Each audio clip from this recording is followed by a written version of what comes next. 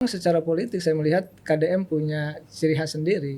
Jadi walaupun berbeda dengan gaya Jokowi, ya Jokowi seorang Jawanis gitu ya, KDM seorang Sundanis, tetapi sama dalam membentuk citra politiknya, yaitu membangun pencitraan personal ya, dengan katakanlah mencoba untuk dekat dengan masyarakat kelas bawah. Selama memimpin sebagai gubernur Jawa Barat, sebagai Bupati Purwakarta, emang bagus bener ya? Dalam konteks itu Bang Beni dan Bang Bazar ya, saya sekali lagi saya tidak pernah anti etnis, tapi ya ketika melihat ada yang muncul senang, tetapi jangan lupa juga Sunda ini kan apa ya, etnis terbesar kedua ya. Jadi dalam konteks kekuatan politik, kekurangannya adalah dia tidak pernah jadi presiden.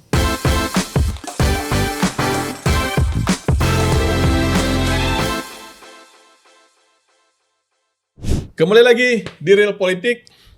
Kali ini kita akan berbincang-bincang dengan seorang pengamat politik yang juga pernah menjadi juru bicara di kantor komunikasi presiden atau PCO. Selamat datang Kang Ujang. Siap. Kang Ujang Komarudin. Bang Beni. Apa kabar? Alhamdulillah baik. Ini kelihatan semakin muda aja Kang Ujang.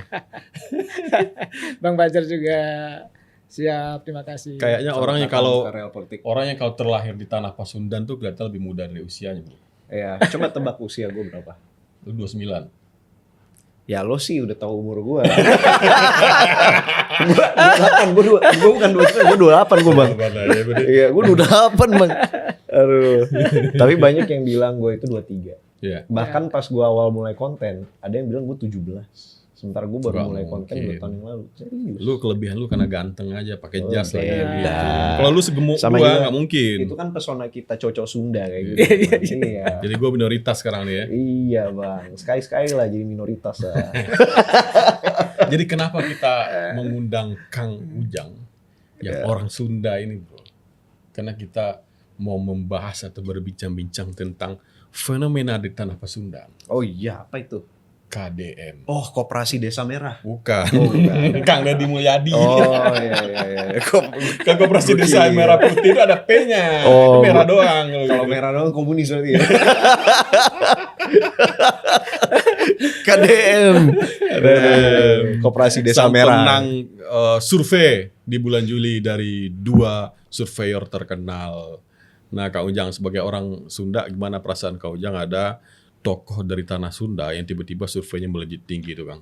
Ya, tentu pertama KDM itu satu kampung ya. Dia itu kan kelahiran Subang. Kelahiran Subang. Iya, juga. dia Subang, tapi ya katakanlah besar berpolitik di Purwakarta. Karena saya putra Subang asli. Udah gitu. benar ini. Sama, bisa kita kulik ini. Sama Betul. Subang.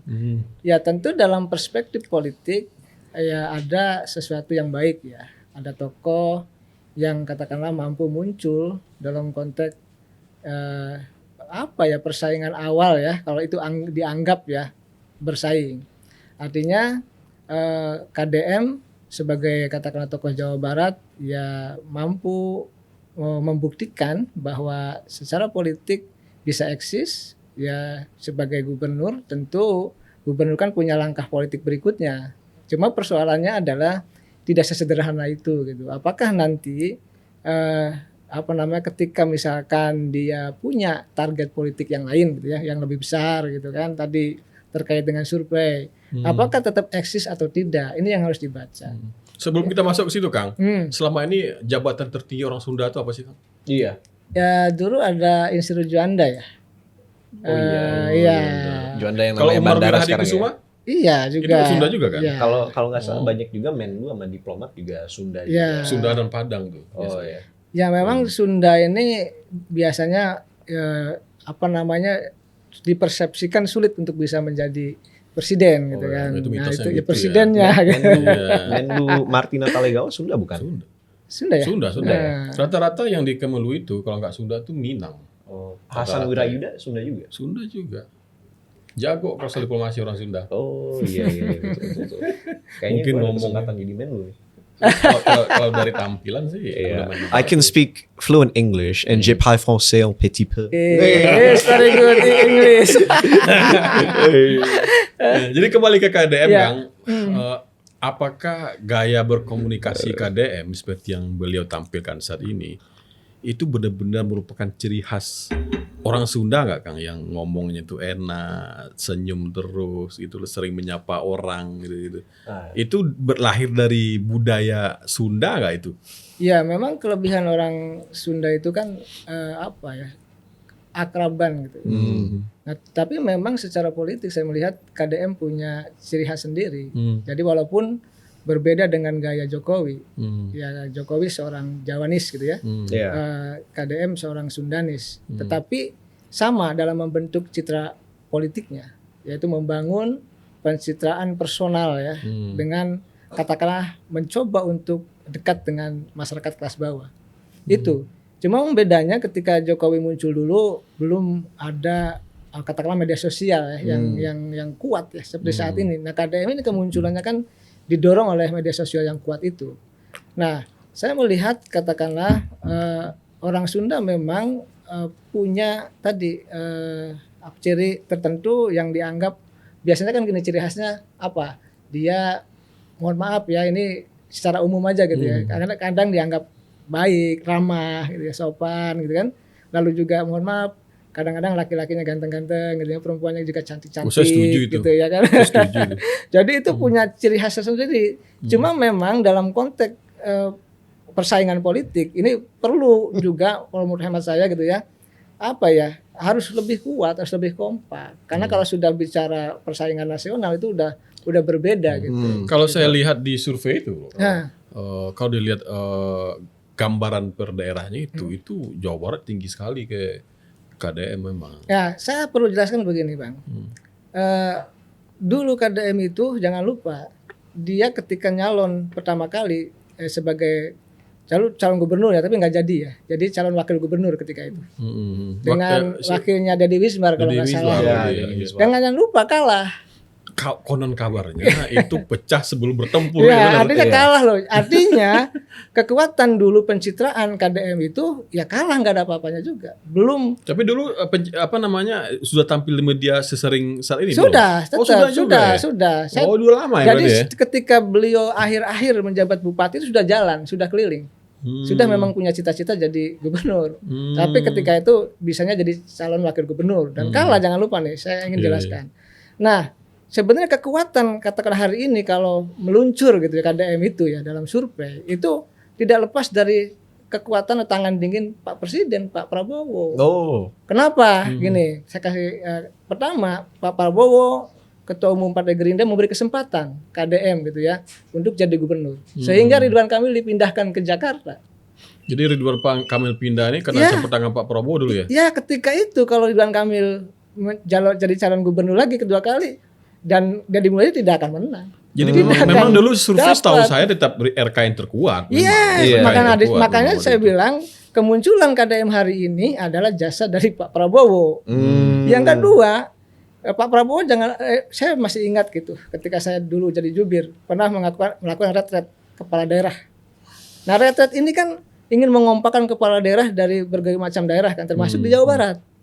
Nah, ini kan yang digunakan oleh Pak KDM gitu ya, Kang Deddy Mulyadi itu untuk mengkonsolidasikan diri bahwa yang dulu misalkan gubernur dengan wali kota dengan bupati kan nggak akrab terus ketika retret itu kan jadi satu ya, walaupun tidak semua komunikasinya baik tapi hampir rata-rata baik. Berarti retret itu sangat menguntungkan Kang Deddy Mulyadi juga. Jadi maksudnya kalau secara umum menguntungkan kepala daerah khususnya gubernur itu bisa merangkul semua bupati wali kota yang selama ini merasa berjarak karena menganggap kewenangan terbesar itu di bupati dan wali kota bukan di gubernur gitu ya. Jadi selama ini kan kita tahu sebelum retret itu jalan masing-masing.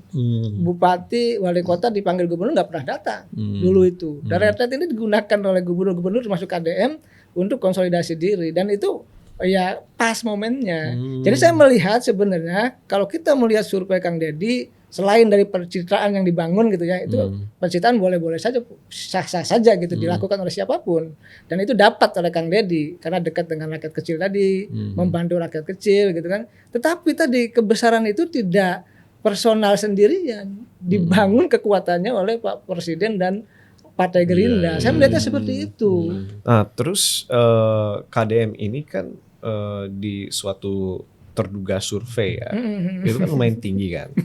Artinya cara komunikasi dia itu lumayan resonan terhadap masyarakat.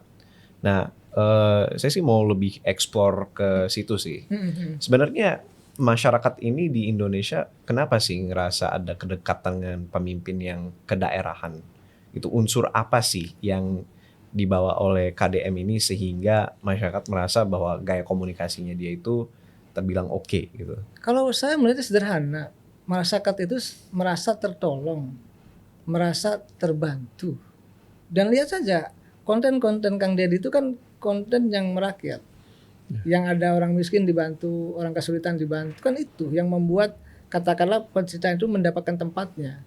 Nah, ini yang katakanlah digunakan oleh Kang Deddy gitu ya, sebagai bagian untuk lompatan, ya bukan hanya dia sebagai gubernur tapi juga tadi bisa bersaing dalam dugaan survei itu gitu.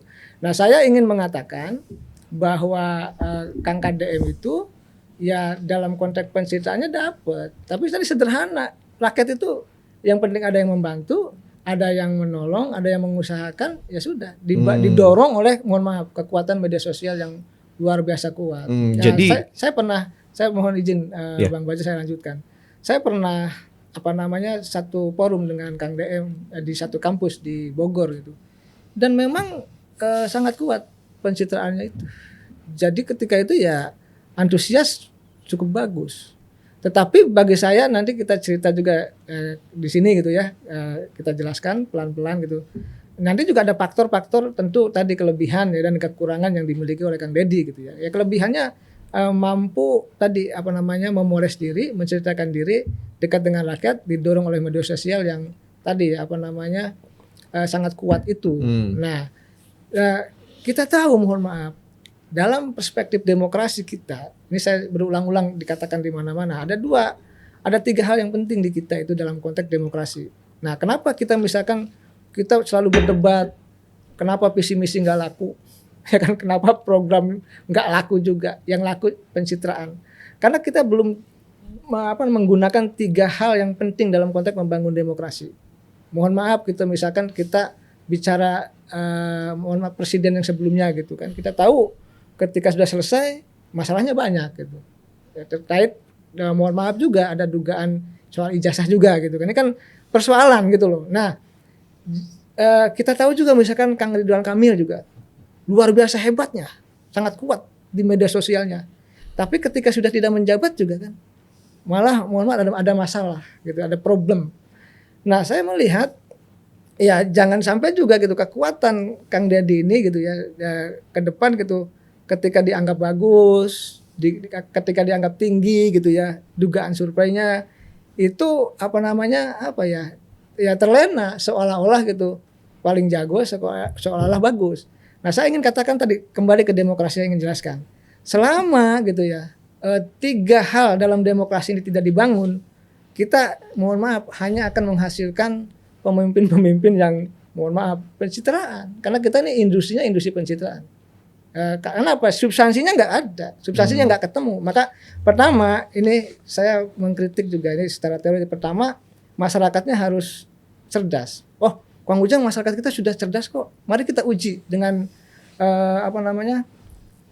dengan pendidikan masyarakat Indonesia kita di Badan Pusat Statistik. Itu kan masyarakat kita belum lulus SMA. Bisa dicek. Jadi dalam konteks secara umum gitu ya, se-Indonesia ini kita masih tertinggal dalam konteks itu. Kita mungkin tidak, karena kita kelas menengah ke atas. Nah, tapi kalau kita bicara pendidikan masyarakat masih mohon maaf di bawah, maka sekali lagi demokrasi ini tidak akan bisa menghasilkan pemimpin yang ideal. Karena masyarakat berpikirnya ya tadi mohon maaf masih bisa dengan pencitraan, masih bisa dengan gimmick dan lain sebagainya. Yang kedua, soal pendidikan, mohon maaf, ekonomi masyarakat Bang. Kalau masyarakatnya masih miskin, kalau masyarakatnya masih mohon maaf, lapar, masih mohon maaf tidak punya pekerjaan, jangan berharap juga pilkada, demokrasi, pilpres, pileg itu menghasilkan pemimpin yang baik juga. Pasti akan isinya akan pencitraan juga. Ini bicara umum ya. Yang ketiga itu penegakan hukum Bang. Jadi demokrasi paralel dengan penegakan hukum. Kalau penegakan hukumnya bisa dimainkan dan lain sebagainya juga nggak kena, nggak dapat. Nah, kembali ke Kang Deddy, tentu ya kita uji nanti, kan kita uji seberapa kuat daya tahan gitu ya Kang Deddy dalam konteks tadi mendapatkan simpati yang besar dari masyarakat, mendapatkan dukungan yang kuat dari masyarakat. Kita uji apakah akan terhenti di tengah jalan, apakah akan tersandung dengan masalah, ataukah kalau kata Kang Benny gitu ya diskusi belum ada musuh gitu kan, dan lain sebagainya, kira-kira seperti itu. Ya, jadi kalau kita lihat bahwa keunggulan KDM ini kan yang paling terlihat itu sekarang dari sisi pencitraan kerakyatan beliau ya. Mungkin memang kalau di sisi visi dan misinya mungkin belum terlihat sekarang. Gue rasa itu masih wajar ya, karena kan belum dalam tahap kampanye. Ini masih dalam tahap bagaimana seorang pemimpin menunjukkan posisinya di depan masyarakat, ini pemimpinnya, kan gitu. Lalu Kang Ujang, pertanyaan saya terkait orang Sunda nih khususnya. Ini balik lagi ke situ nih. Karena saya ingin menggali itu ya. Apakah tidak ada atau kuatkah keinginan orang Sunda itu ada orang dari etnis Sunda itu menjadi presiden? Ada nggak kira-kira pembicaraan itu di bawah? Atau sama sekali orang Sunda nggak dibicarakan itu? Karena gini. Itu menarik. Gue kan orang Minang ya. Gue dari kecil kalau ada pergantian kabinet yang selalu ditulis dibacain dulu di VRI itu. Habis itu ditulis di media massa, di koran. Itu orang Minang kerjanya. Itu memplototin nama satu-satu dari atas sampai ke bawah. Mana yang orang Minang? Semakin banyak orang Minang, semakin berbahagia dan semakin bangga. Nah, itu yang saya rasakan tadi Kang Ujang. Nah, kalau saya lihat orang Sunda dan bahkan orang Jawa, itu kayaknya agak slow dengan itu ya. Nah, ini saya ingin tahu dari sisi culture-nya Sunda itu gimana? Ada nggak keinginan untuk itu? Soalnya kan pas waktu tahun 60-an kalau nggak salah gubernur DKI kan Bang siapa namanya? Ali Sadikin. Bang Ali Sadikin ini Sunda juga kan. Hampir mau jadi presiden kan kalau nggak salah. Tapi karena terlalu bintangnya bersinar akhirnya disingkirkan. Mungkin orbaknya dia progresif. Tapi lanjut.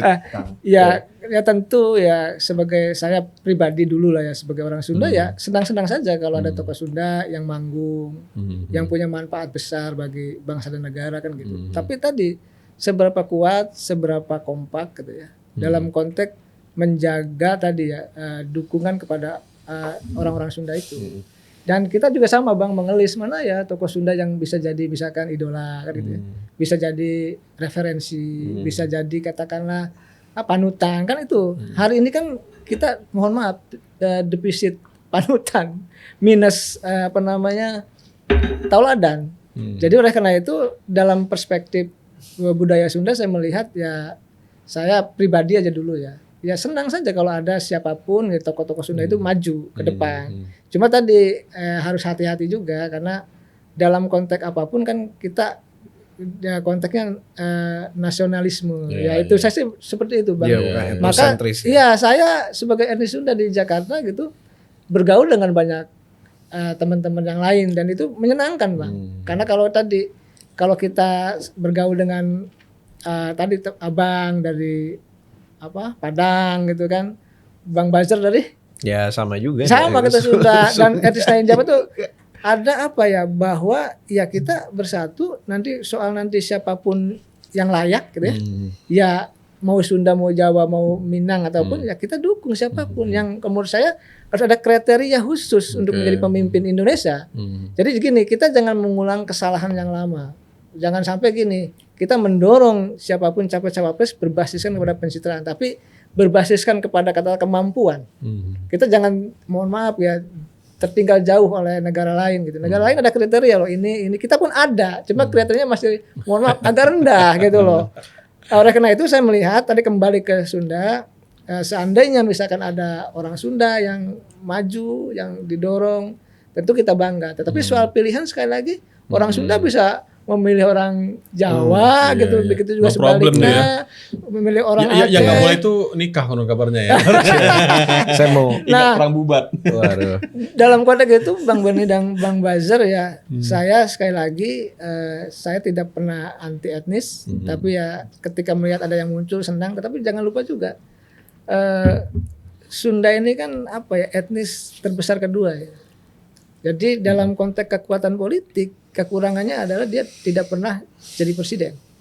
Ya. Orang ya kan, tetapi bagi saya siapapun presidennya, ya kalau memang dipilih oleh rakyat, kalau memang itu mohon maaf kuat secara katakanlah dukungan ya partai maupun kekuatan intelektual dan lain sebagainya, ya kita dukung. Jadi Ya, saya ya. tidak hanya melihat dari orang Sunda, Bang.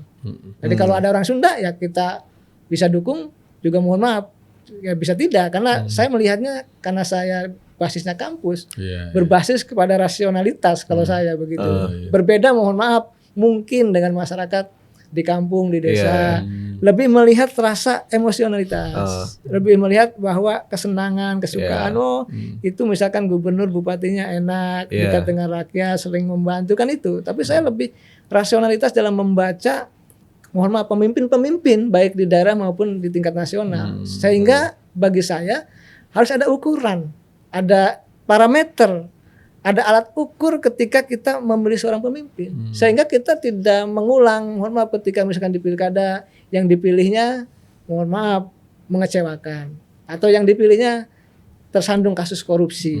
Nah, saya melihat di Sunda itu kalau kita lihat budayanya sangat terbuka, Bang. Buktinya apa? Setiap pilpres tuh pemenang di mana di Jawa Barat itu partai itu berbeda-beda, Bang. Wah, sama kayak Sumbar itu. Iya, Setiap berbeda-beda. pemilu berganti-ganti Ada partai pemenangnya. berganti-ganti.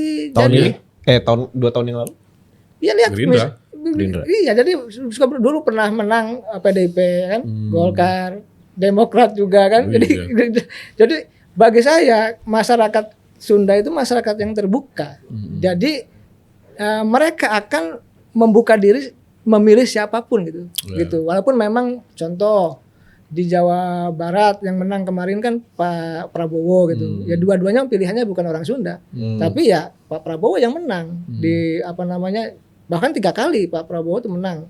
Waktu zamannya sebelum kemarin juga kan Iya, iya. menang. Selalu itu. Selalu. Hat-trick. Nah, oleh karena itu saya melihat orang Sunda itu lebih nyaman kepada orang yang dianggap bisa membantu mereka dan bisa mencari solusi-solusi begitu bagi daerahnya. Iya, iya. Nah, saya mau ini juga masih mau ekspor KDM kan tentang gaya komunikasi dia. Ya, boleh. Saya tuh suka penasaran. KDM ini salah satu pemimpin yang lumayan nyeblak banget ini gaya komunikasinya.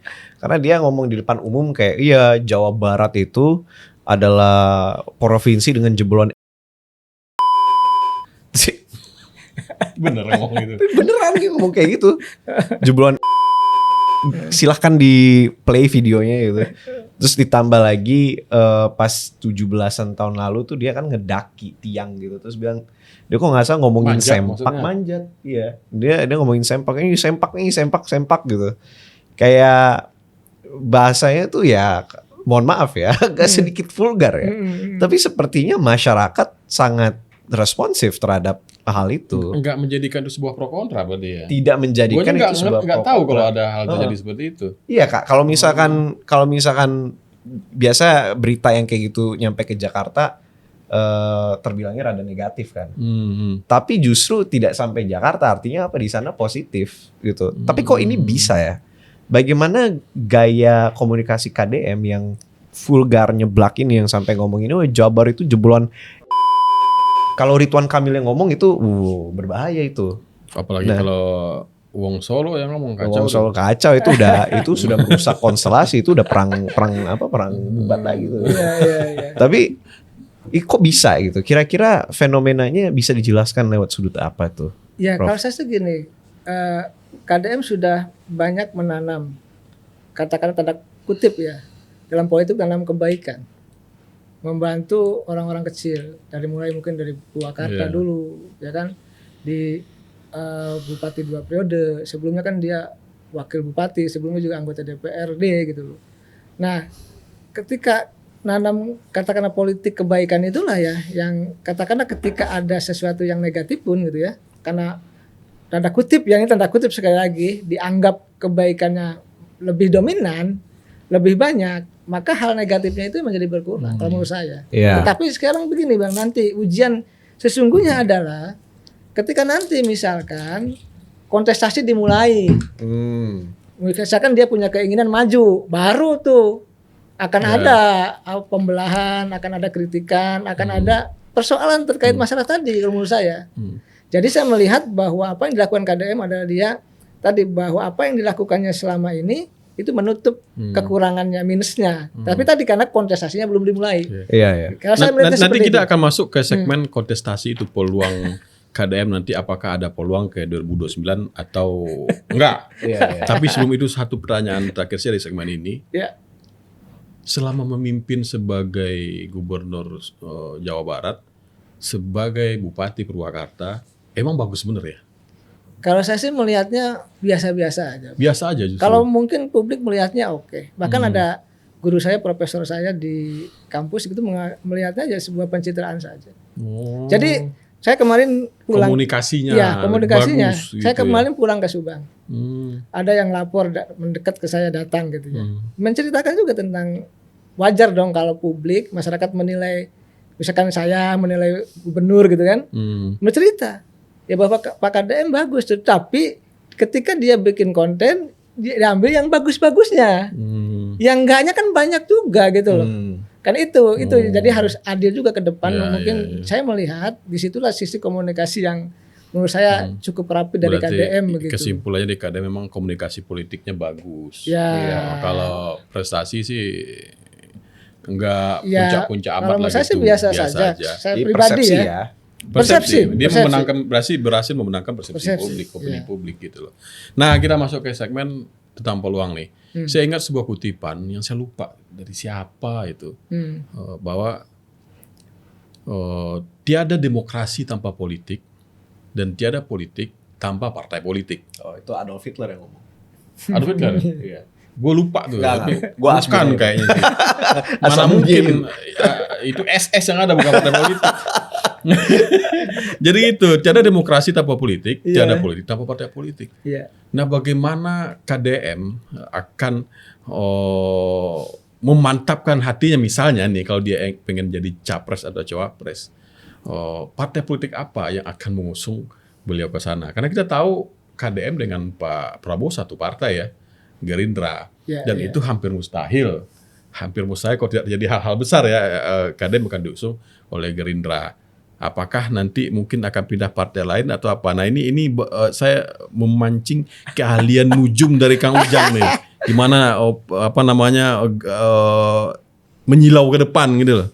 Ya, kalau kita memotret Pilpres dengan cara pandang hari ini agak sulit karena dinamikanya itu politik selalu berubah, bukan hanya tiap hari, tiap menit berubahnya itu. Tapi kalau boleh saya punya pandangan gitu ya, tentu tadi masih panjang, masih lama KDM itu akan katakan running ya dalam konteks itu.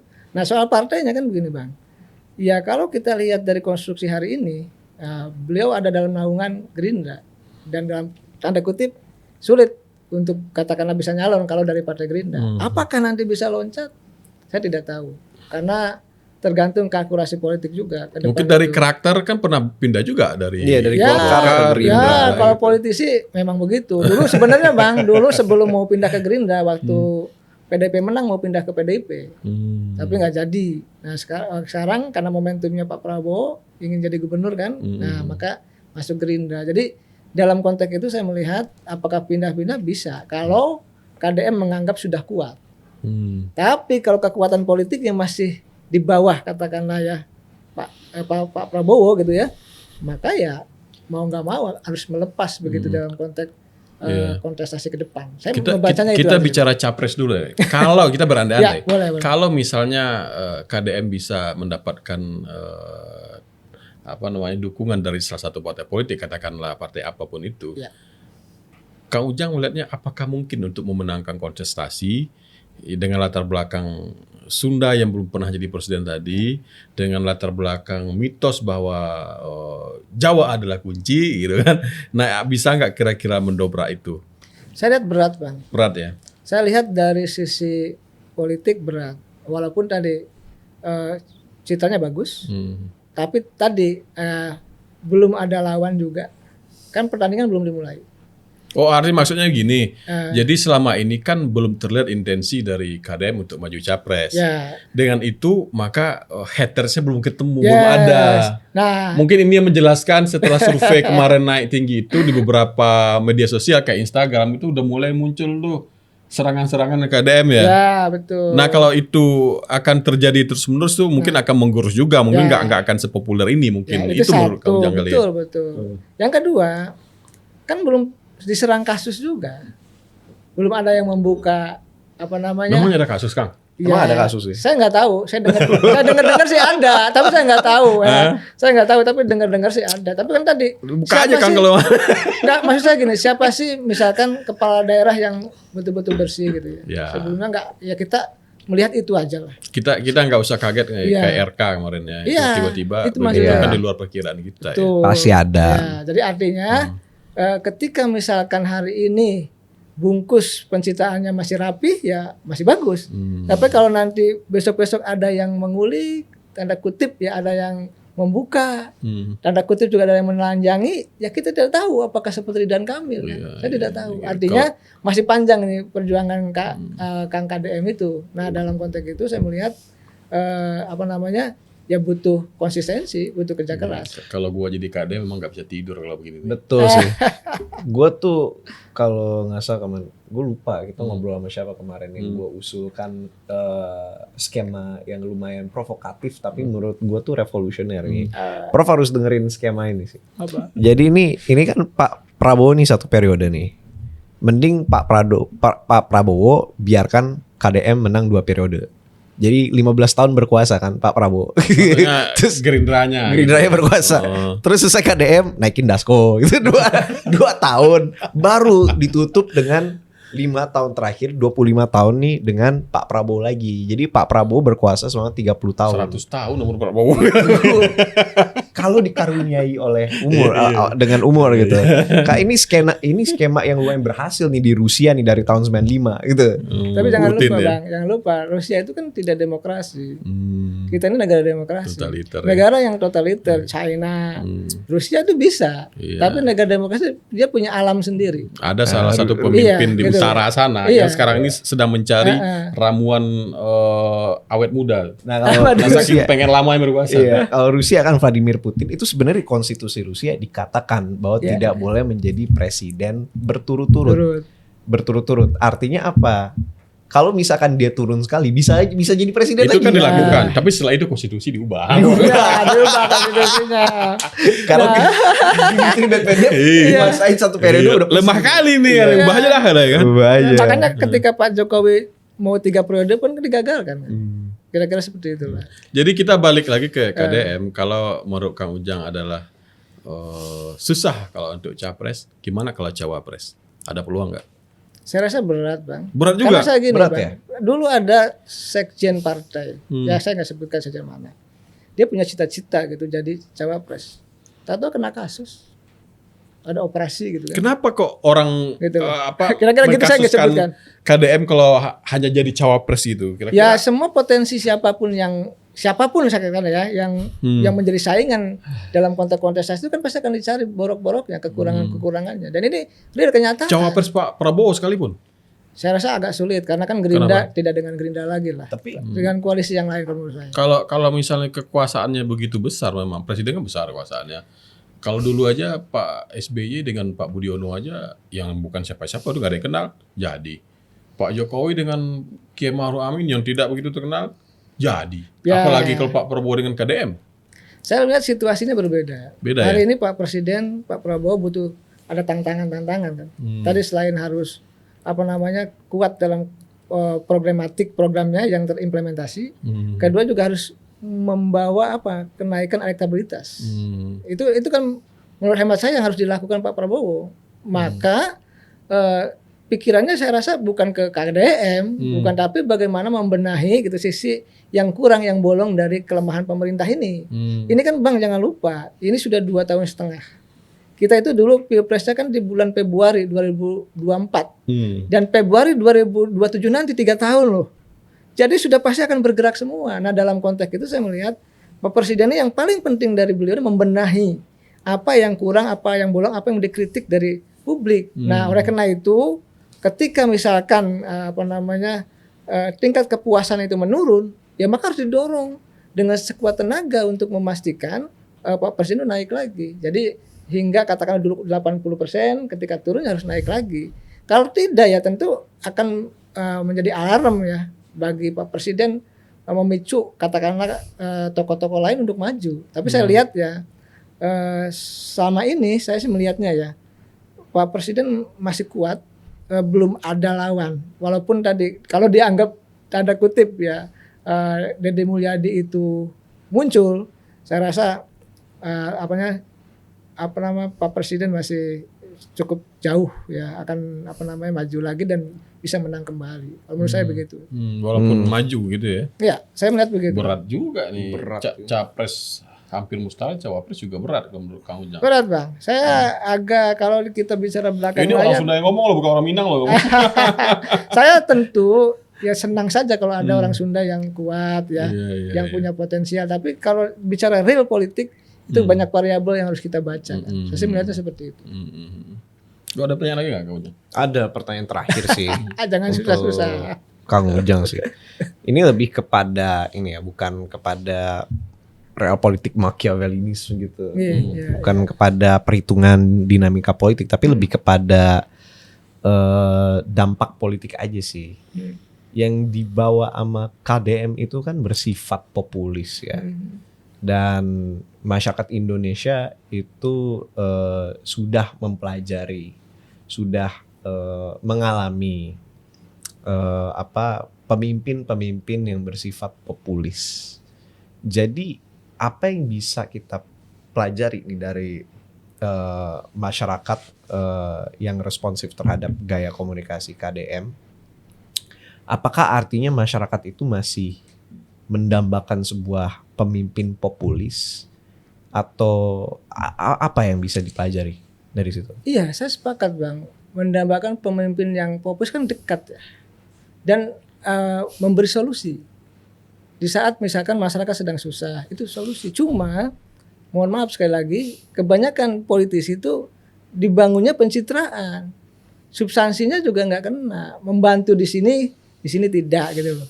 Dikuatkan di sini tidak kan, itu menjadi persoalan. Nah saya melihat KDM ini dalam konteks untuk sementara gitulah dianggap tadi ya populis gitu kan, ya dianggap bagus karena mohon maaf masyarakat masih belum tahu, belum terbuka juga apa kekurangan dari Kang KDM kan gitu. Tapi kalau nanti misalkan masyarakat mohon maaf ya terbuka, misalkan KDM misalkan diserang terus misalkan ya kan, lalu mohon maaf misalkan kalau seandainya punya kasus diungkap gitu kan, ini kan menjadi persoalan juga nanti tuh, pasti akan turun juga. Nah ini kan terjadi pada mohon maaf Ridwan Kamil kurang kuat apa gitu, dikdaya dia hebat di media sosial ketika itu loh ya, ketika jadi gubernur. Kira-kira sama lah caranya ya, ya cara komunikasinya sama. Ketika ada yang membuli, saya masih ingat Ridwan Kamil yang membuli itu malah kalah oleh katakanlah kekuatan personal Ridwan Kamil, saya masih ingat kok. Bahkan dibully kembali yang membuli itu. Nah, kalau menurut saya sama. KDM itu muncul ya karena mungkin dekat ya dengan tadi masyarakat karena populismenya itu, tapi kan masyarakat belum tahu semua sosok Ridwan Kamil yang sesungguhnya. Karena nanti dalam konteks politik pasti akan dicari bolong-bolongnya, kekurangannya, kelemahannya, masalahnya, apakah punya kasus hukum atau tidak, masih panjang. Jadi tentu tadi sebagai orang Sunda, ya kalau ada orang yang populis bagus-bagus saja, oke-oke saja. Tapi kalau untuk tadi bertarung dalam konteks kontestasi nasional masih panjang. Jadi harus berpikir ulang begitu. Kalau menurut gue sih populisme itu tidak terhindarkan di demokrasi one man one vote bro. Gimana orang akan milih lu kalau nggak populer? Ya. kalau nggak dikenal. Karena dalam demokrasi itu kan stepnya jelas tuh. Populer dulu, alias dikenal kan, Ya. dikenal, disukai, Ya. didukung, dipilih, ya kan? Populisme itu step awal supaya lu disukai. Kalau nggak disukai, lu nggak bakal dipilih, gitu lah. Jadi populisme itu di demokrasi one man one vote itu sebuah keharusan. Makanya demokrasi itu tadi berbiaya mahal kan karena itu. Cost politiknya tinggi karena kita harus populer dulu. Kita harus ganti electoral system kita jadi electoral college. Satu provinsi punya poin ya. Distrik. Ya, Jawa Barat poinnya 12 gitu. Paling populasi paling besar kan. Iya, Jakarta 18. Iya, kalau winner take all sih tetap aja nanti yang kaya yang akan dipilih. Itu. Ya kalau misalkan kayak gitu siapapun yang menguasai Jawa Barat ya menang. Kalau college ya. Karena pemilihnya paling besar ya. Iya, pemilihnya paling besar. Iya. Tapi itu bahasan kita nanti lah. Ya. Thank you Siap. Prof Ujang Bang Bazer, sudah Bang datang Doni, ke Real terima Politik kasih, sama-sama. untuk memberikan sedikit pencerahan mengenai gaya komunikasi KDM dan bagaimana dia bagaimana masyarakat Jawa Barat itu sangat responsif dengan gaya komunikasi dia. Dan kita mendapatkan insight dari orang yang memang berasal dari Jawa Ya, Barat sendiri. dan semoga sih podcast ini memberikan insight kepada mereka-mereka yang menonton juga tentang gaya komunikasi sih ya. Ya, diskusi sedikit aja. Iya. Oke, thank you guys udah datang nonton Sampai ketemu. Real Politik. Sampai jumpa.